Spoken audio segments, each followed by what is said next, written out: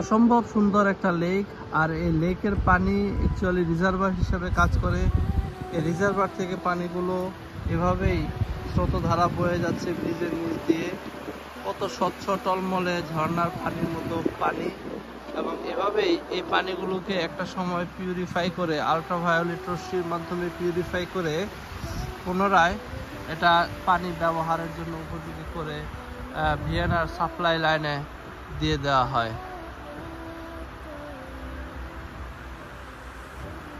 এটা বিশাল এক প্রজেক্ট। এরকম হাজারো হাজারো প্রজেক্ট রয়েছে যেখানে পানি রিজার্ভ করা হয়। আর সেই বনায়নের দিক থেকে পাহাড় এবং চতুর্পাশের যে পরিবেশ, এই পরিবেশটাও আসলে অসম্ভব সুন্দর।